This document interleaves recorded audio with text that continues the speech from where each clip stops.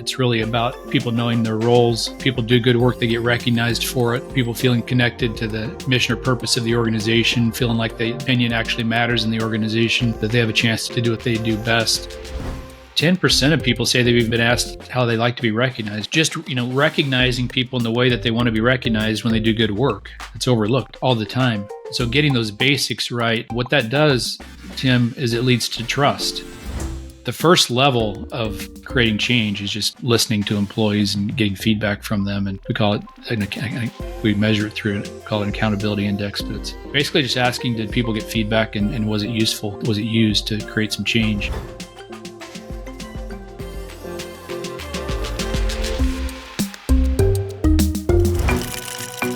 Employee engagement.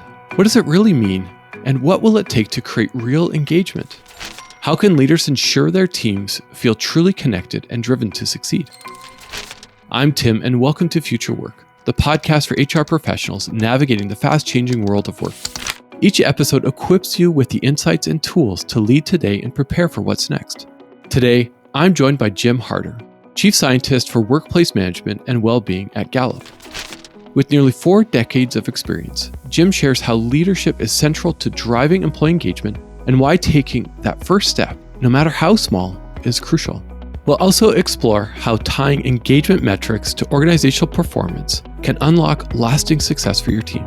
If you're ready to take meaningful action and improve engagement, this episode is packed with insights. Let's dive in. This episode of Future Work is brought to you by Tactic. Does your hybrid office feel like chaos? Who's in the office? Where are they sitting? What meeting rooms are available?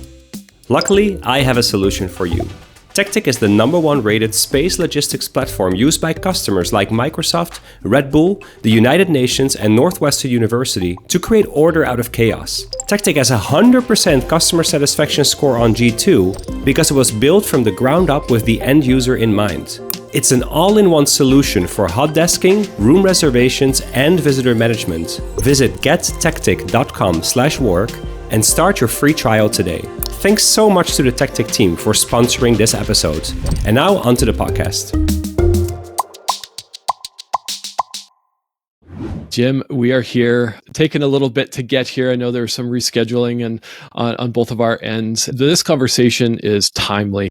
We're talking about employee engagement, not just about employee engagement, what's happening today, but where's it going to go into the future? Before we get there, why don't you just take a moment and introduce yourself to our listeners?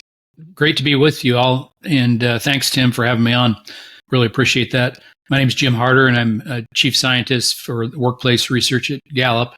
I've been at the organization for 39 years now. Well, in November, it'll be 39 years. And my job is to work with our team to advance our research in ways that help organizations improve over time, improve their cultures, how they pick the right people for the jobs that they're hiring for, how they aim their culture at the right kinds of outcomes, the ones that they're really going after.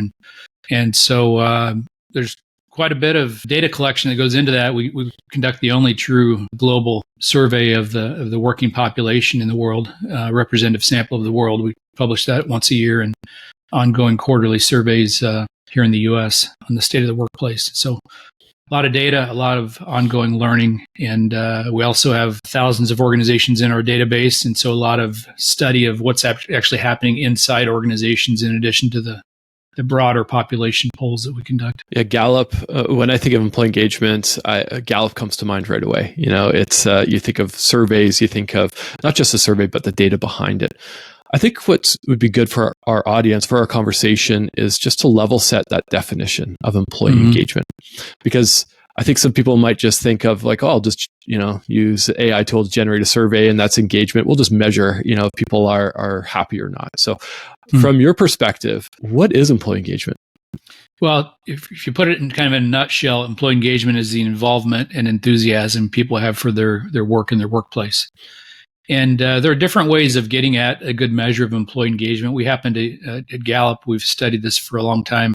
Our work goes back into back decades, actually, but we formulated our tool right now that we call the Q12. And it's 12 elements that managers and employees can actually act on.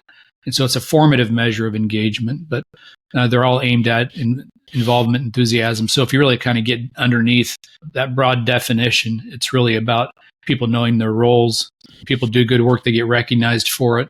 People feeling connected to the mission or purpose of the organization, feeling like their opinion actually matters in the organization, that they have a chance to do what they do best.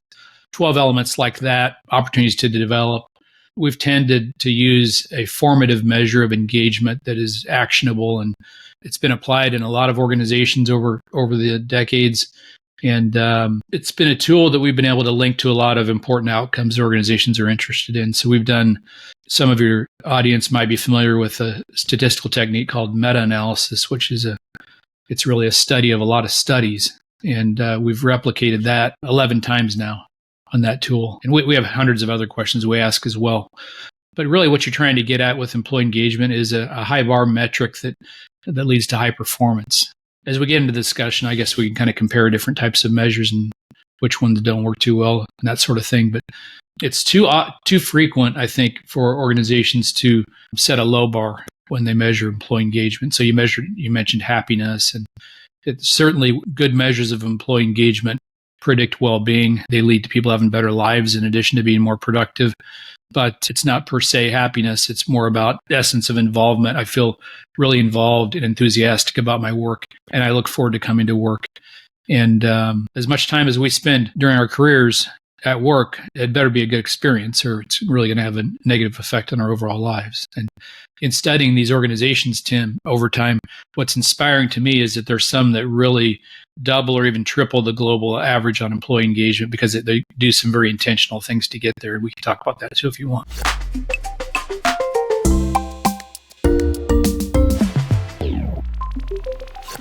Yeah, definitely want to hear some examples and what you're seeing through the data collection. I think what's standing out to me, Jim, is that word action. You've used it a couple times. If we're going to measure something, how are you going to action that as an organization? And I really like how you said it's not just making sure people are happy, quote unquote. It's, are people connected? Do people feel like they matter? Do people feel like they're making an impact? Because when we actually have organizations that measure that and act upon that, the reward is measurable. You're going to see higher customer retention. You're going to see higher revenues. You're going to see higher impact in the economy. So I think from your perspective, where are we at now in terms of employee engagements, and are we seeing any trends in the data that you've been collecting? Yeah, it's been very interesting to look at that. And so we measured, as I mentioned earlier, both globally and in different parts of the world, and then here in the U.S. even more frequently. And we're really working hard to expand our global data collection as well. But when we started measuring engagement globally, that was back in 2009, and it was at 12% engaged, and now it's at 23% engaged. And so if you think about that group that isn't, they're either not engaged, kind of show up to the minimum required, not much else, don't really feel involved, that involved, but kind of more of a passive kind of state, or actively disengaged, meaning that they have some very negative emotions associated with their work and workplace. Maybe probably their manager, they probably have a manager they don't like too well. But those two categories, so that 7% that are either not engaged or actively disengaged, are costing the global economy about $8 or $9 trillion in lost productivity. So there's some real opportunity there. And then you take it down to company level, you can see sizable impacts there as well. So we've seen improvement globally. It kind of remained flat last year at 23%. In the US, we had a decade of growth in engagement. We reached the highest level recorded in our database. We've been measuring the US since 2000, so we've got a longer term trend here in the US. When we first measured that, it was in the 20s, and then it reached a high of 36% on an annual basis. And that was in 2020. It started really dropping again, though, unfortunately. So a decade of growth, millions more people engaged in their jobs, which was very encouraging. And then COVID hit. Everything changed in terms of how we think about work. And in the latter half of 2021 is when we started to see a decline in employee engagement. And now it's it was a high of 36. Now it's when the year ended last year, is at 30. And we're at about 31 on a quarterly basis right now. So it's in that low 30 range now. But still, all that said, by the way, I should also note that the decline it coincided with so-called Great Resignation, where people started really more of a great reshuffling, where people realized through the pandemic that work can be different than what I've experienced, and they looked for other work and found it, usually because the market was ripe in terms of finding other work. And so, turnover rates were very salient for organizations. But I also want to point out, and this is the optimism in me, is that throughout these ups and downs in engagement, the highest engaged organizations, or let's just say the organizations with the strongest cultures, have maintained 70% on average engaged employees. And I'm talking about, our Gallup measure is a high bar metric. We don't add, like some measures you'll see out there, take a 1 to 5 point scale on questions and add the 4s and 5s together, and they report really high numbers, but nobody in the organization actually believes that, it's happening. So you've got to have a high bar metric. And I'm not saying ours is the only one that can reach that goal. There's others out there probably do that as well. I would just say that we've been able to install ours into organizations and know that it's not just the metric. The metric has to be tied to performance, but it's also got to be, as you mentioned, actionable in a way that organizations can get to that 70% plus. And so there's some very intentional things organizations do to get there. But it's encouraging to me, even during tough times with bad economies, the pandemic, the top organizations have maintained high levels of engagement. But if you look at the population in general, the drops have really been on areas like role clarity, particularly for people who are in remote jobs. We've seen some drops and feeling connected to the mission or purpose of the organization, and even feeling satisfied overall with the organization. So, Tim, I guess I'd get into the elements that go into engagement and which ones have dropped. It's really sending a message to me that people have progressively begun to feel less clear in their roles, and they feel less connected, or call it detached, I guess, more detached from their organization. And so physical distance can sometimes unintentionally lead to mental distance. And I think that's occurred.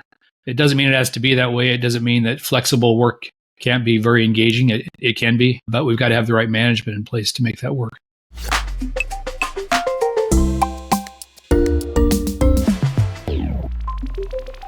Yeah, I think of that number, like you said, 23%. You can look at it through that mind of a pessimist of like, oh, we're only there. But if you look at it from, like you said, that an optimistic perspective is we have a big opportunity ahead of us. Mm-hmm. And organizations should be thinking of this. Maybe they're listening right now, or an HR person is going, okay, well, we think we have a handle on where we are and it's low. Just think of what's the opportunity. Yeah, Where's exactly. the big driver, right? If we think of it as, oh, we have 10 things we need to work on. Well, pick one, or just start with one. That's a great observation. Really just making progress on one important key element is important. And you mentioned earlier the impact that having a truly engaged workplace can have on people. It also impacts what else you can do as an organization. So if you get the basics right, when I say basics, I'm talking about role clarity. I'm talking about getting people in the right jobs. I'm talking about just recognize, only 10% of people say they've even been asked how they like to be recognized. We did a study with WorkHuman on that. But just, recognizing people in the way that they want to be recognized when they do good work, it's overlooked all the time. So getting those basics right, what that does, Tim, is it leads to trust. And when people first come to work, you might have all kinds of perks available to them, and you might be able to attract some people through perks and benefits. But in the end, they're not going to pay as much attention to your well-intended perks and benefits if their job isn't right. If it doesn't meet the expectation they had of their work when they were hired.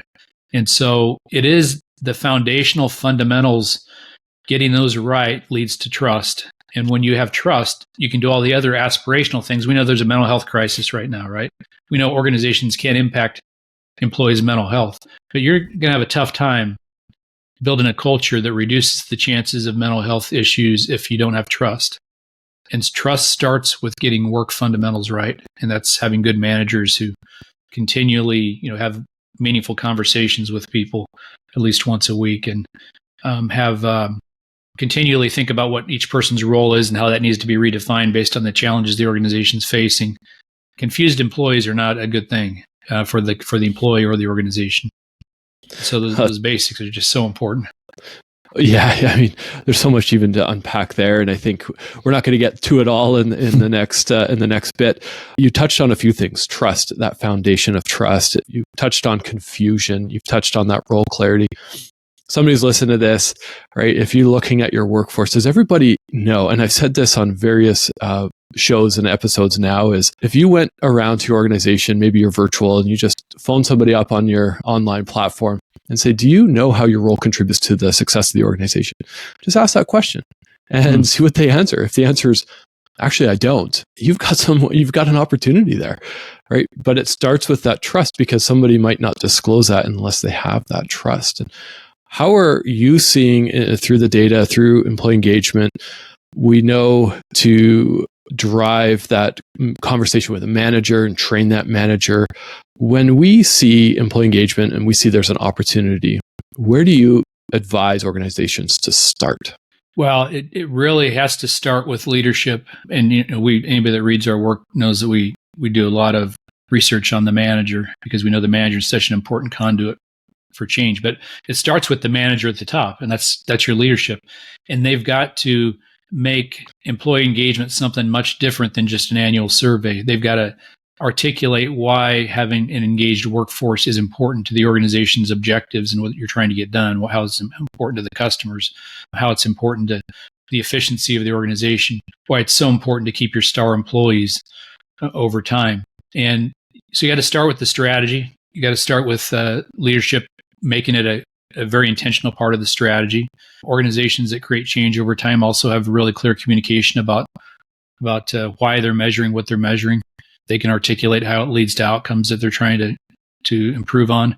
They might authentically want to have a workforce that has high well-being, where people's lives are improved. They can articulate that and show how engaged workforce is foundational to getting that done. They also have systems in place around managers at all levels, so that they not only have a longer-term solution to how they pick the next manager, and it isn't just based on tenure or being successful as an individual contributor. It's actually based on some natural ability to manage others. You can put selection systems in place. We work on those ourselves, but put scientific-based selection systems in place so that your next manager has a higher probability of being successful in that role.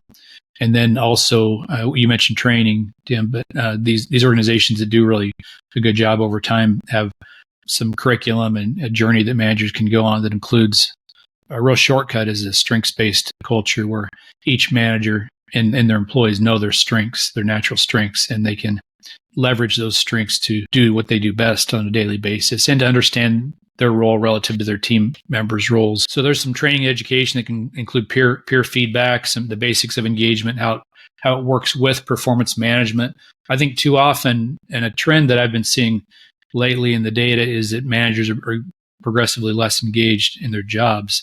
And I think we're not doing a very good job, and burnout as well. And I think we're not doing a very good job with all the changes in work since the pandemic in streamlining what a manager's true job is, so that it isn't separate from, engagement's not separate from performance management.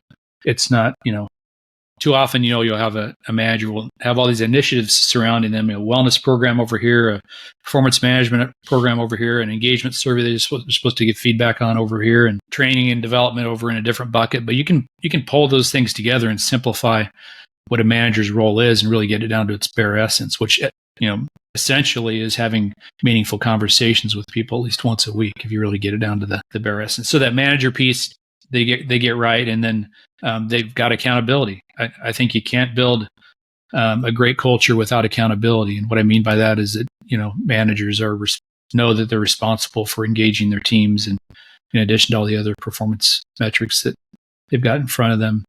And it's a serious part of their role. So I think great cultures have high systems of accountability, and I think high performers want high accountability. So those are some of the patterns we see in these organizations that get it right. And you asked me where I would start. I guess those are the four things I'd start with. But the first step is leadership and strategy. Yeah, I think that's where it's got to start, right? I think, and then it trickles all the way through the organization to that word accountability. And, it can be a scary word. I know people who don't like it. Sometimes I don't like that. It just depends if I'm accountable, for doing certain chores around the house. It's like, no, I don't want to do that.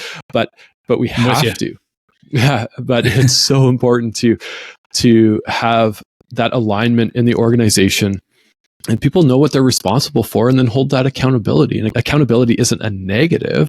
It's a measure of hey, are things on track? Are we exceeding things? Because if we're not, we need to make some adjustments. So if we look at it through that lens versus that negative side, that negative lens, we will see engagement rise. We will see managers step up their game because it's clear. Agree. And accountability needs to have a developmental lens in it.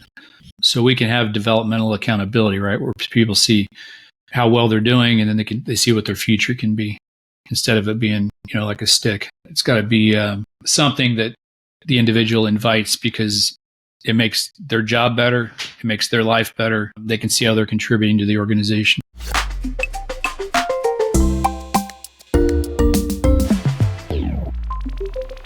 I want to pivot the conversation just a little bit, and we think of the future of work, FlexOS, especially specifically this season, as we're looking at it through that lens of the future. We can't predict the future. We have some data that's trending and guiding us and such. But from an HR perspective, somebody who's listening to this, maybe in charge of engagement or in charge of the entire workforce, and engagement is part of the piece of their puzzle.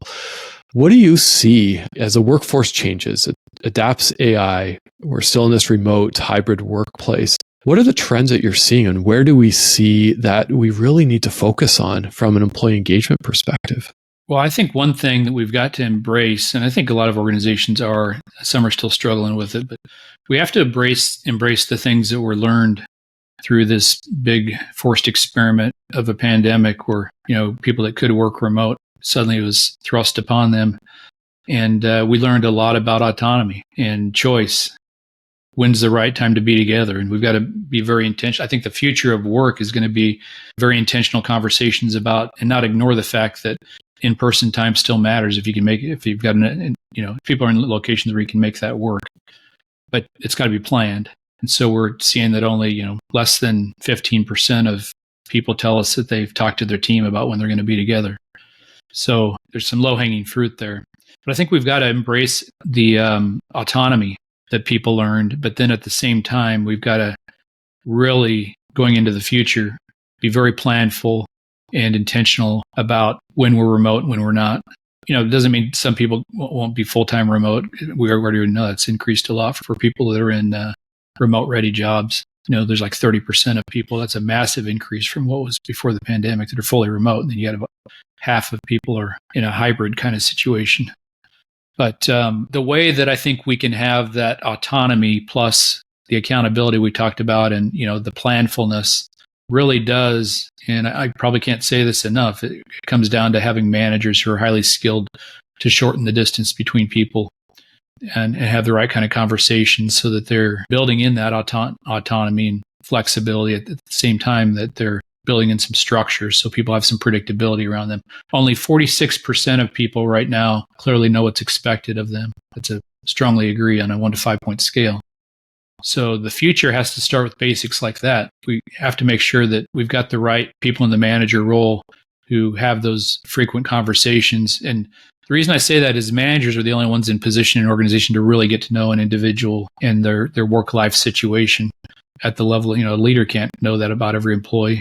But the work-life situation of each person gives you the capacity to honor that autonomy, and at the same time build in some structure and some predictability around the job and the team. Teams work effectively together. A big learning for me, Tim, was just asking people a simple question. I didn't know what the answer to this would be. Is, would you prefer in your best possible life, would you like your work and life to be blended, or would you like your work and life to be more separated? And the answer was 50% were, we call them blenders and splitters. The splitters are the ones that like to split work and life. Half the working population likes to split work and life. The other half like it more blended. And if you don't know those simple things about the people that you're managing, you could easily, and we've seen this in the data, when you get, and that doesn't match reality, people feel disrespected. And when teammates don't know that about one another, they can easily offend one another. And both can be productive and engaged. So it isn't like there's a perfect answer one way or the other. We just have to know and be aware. So I think the future of work, we're never going to be able to remove the human nature part of work. We're going to have all kinds of AI. We're going to have more and more use of, I think people become more and more used to using chatbots that'll be filled with all kinds of great information. We're building some stuff around strengths where you have all kinds of topics connected into individual strengths, so they know how they could reduce burnout based on their strengths. All AI can help with all of those kinds of learnings and quick information that they don't have to go to their manager for. So I think AI will increasingly play an important role, but it won't replace the human nature element that I think is going to continue to be very important as we go forward, and that has so much to do with what engages people in their work.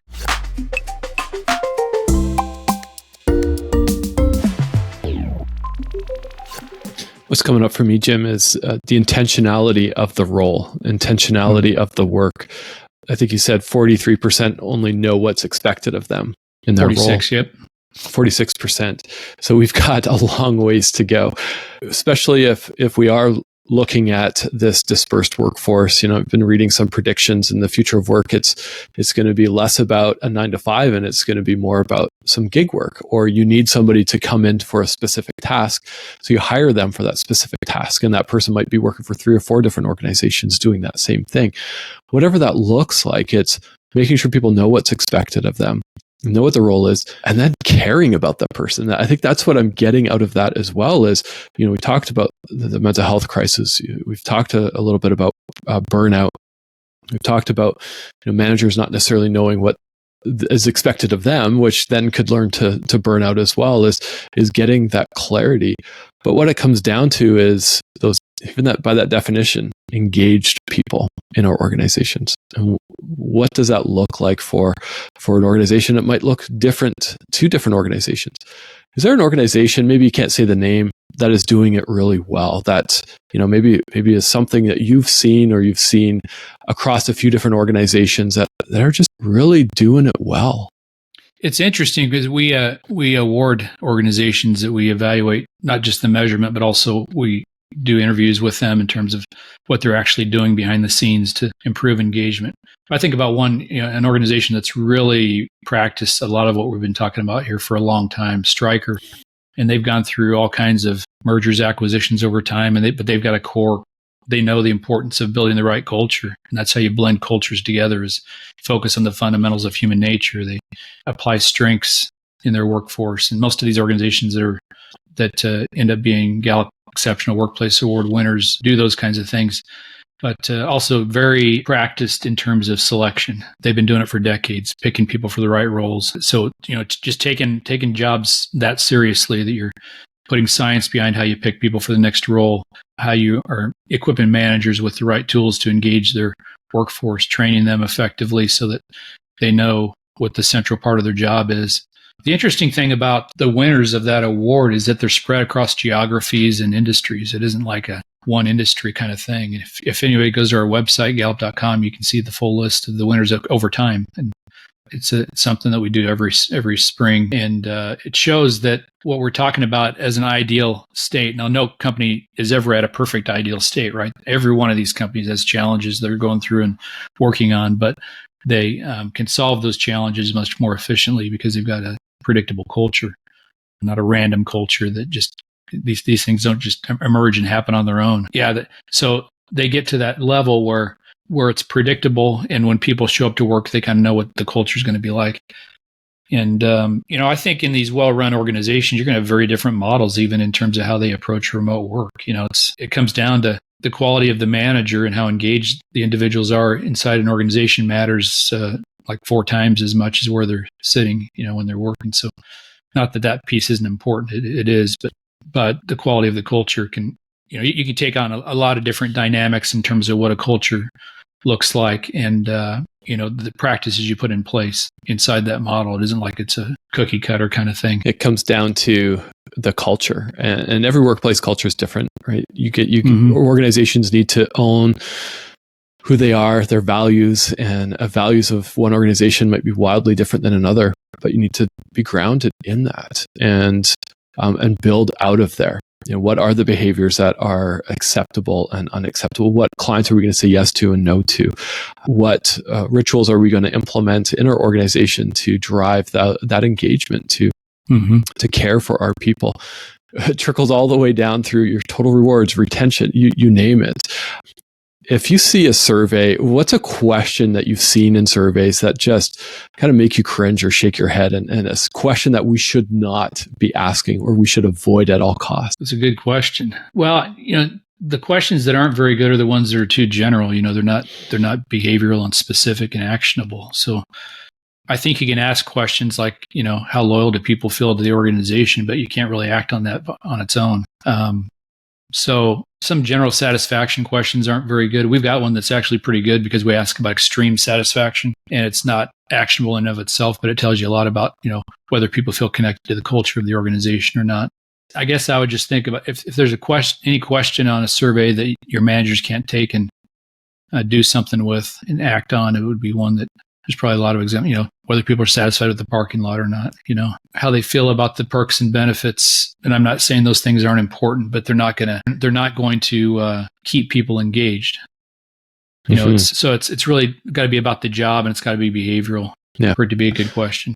We put our questions through quite a bit of rigor in terms of those meta-analyses, and always open to changing things. We did land on that set, though, that has endured over time, mainly because I think they're focused in human nature. And I think, in the end, engaging employees is about working on human nature and getting people what they need from a human being standpoint. And it's probably, these concepts have existed probably for long periods of time before we even started measuring. With surveys, groups or tribes have probably everybody had to have their own roles. They probably had strengths that complemented one another. They wanted to feel like they're doing something important for the rest of the tribe. These are concepts that have existed for a long time. We've just figured out some really good ways of measuring them and, giving managers and employees the right kind of information to create some change.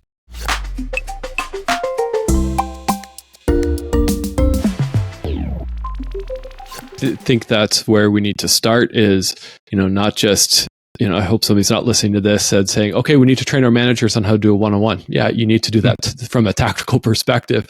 Right. But how does that actually drive engagement? How is that driving that productivity, that accountability, and connecting everything you're doing to the success metrics of the organization? I've seen it time and time again is we drop in these little trainings. We need to do how to do a one-on-one and how to give feedback and how to do this. It's great. But what's the lens? What's that foundation that it's being trained through and tied to that engagement? So as I wrap up, Jim, this conversation is actually prompting a lot of thoughts for me because I was asked to help design a survey for an organization, and it's like, well, just go to Gallup. It's done. Just we gotta look at those questions. But somebody's listening to this going, okay, now what? I know my engagement is low. I don't have a big budget. Where do I start? What do I do? How do I ensure I'm measuring the right things? What levers can I pull? What advice would you give someone? Well, it doesn't take a massive budget to understand what. So let's say you've already got your own survey that you've developed. Of course, the quick answer is we've got a platform with a lot of questions that have already been tested and developed, so you wouldn't have to do that homework ahead of time. And people can start very cost-effective way just doing that, right? You don't have to do everything right away, but you've got to have good measurement. It doesn't take a big budget if you've got analysts on your staff to look at which questions link to some important outcomes in your organization, like turnover rates. Those are pretty basic kinds of analyses that can be done. But you got to have the right measurement to begin with. Otherwise, you're just, if you don't have the right measurement, you don't have any grounding on what you're trying to change. And so that's the place to start. But then you can build all kinds of things on top of that measurement over time as you continue to grow. So you don't have to do everything all at once. I talked a lot about manager training, but the first level of creating change is just listening to employees and getting feedback from them. And we call it, we measure it through, call it an accountability index, but it's basically just asking, did people get feedback and was it useful? Was it used to create some change? And that happens. First year, we see some growth. Now, of course, there's a lot you can add on to that, right? But the first level is you've got to, one, have the right metric, and you've got to be able to measure it at a level where you can create change, meaning that each manager's team needs to have their own data, right? That's a simple overlooked thing in the past. I think a lot of organizations are there now, but you've got to, at a basic level, map the data to the manager-led team, because that's where the variance exists, and that's where you're going to create the change, and that's where you need to get the feedback, is at a local level. And if you're measuring the right elements, then it will fit right into your business model. So it isn't like a separate thing, feel-good thing. It's actually linked to what you're trying to get done in your business, which includes clear expectations and having what they need to do to get their work done, and people getting recognized for it when they do good work.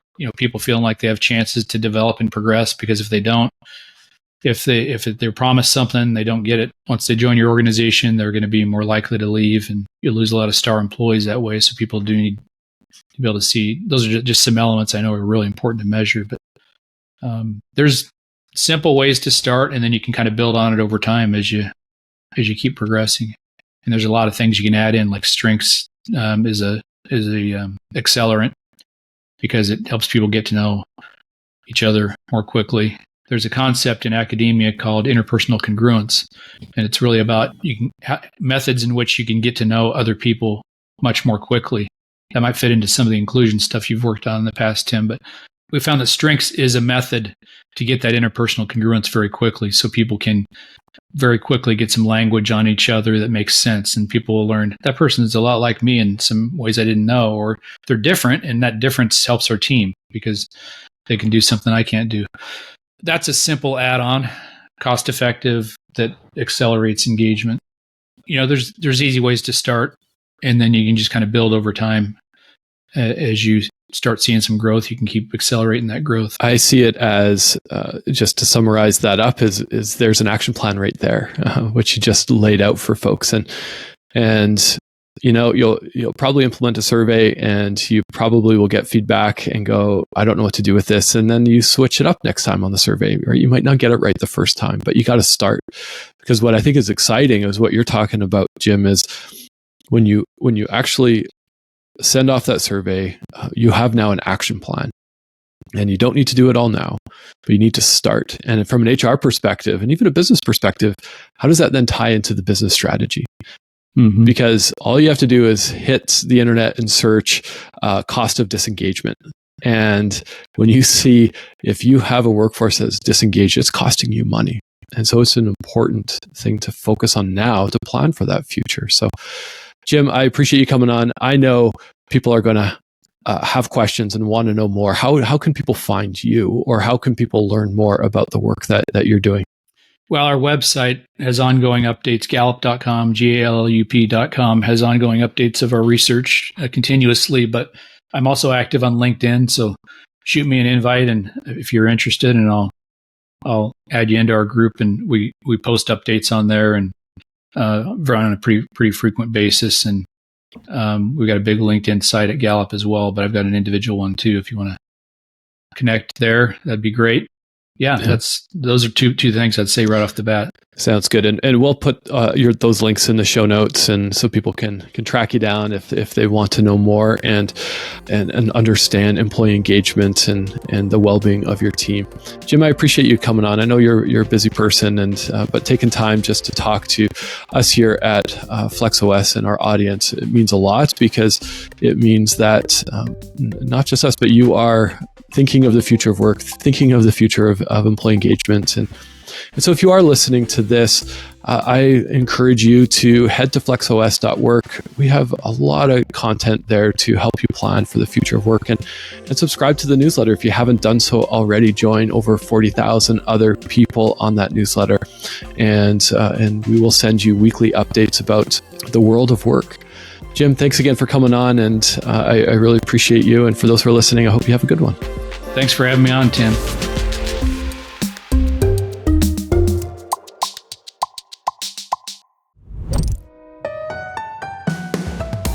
That's it for this episode of Future Work. Join me next week for an inspiring conversation with Alex Herr, co-founder of the EP Space, head of a global employer brand at GoDaddy, and a recognized leader in talent acquisition and employer branding. We'll dive into from candidate journey to employee advocates, crafting a lasting employer brand, exploring how to build genuine connections that resonate from first impressions to lasting advocacy, consistently promoting a strong employer brand. Don't miss out.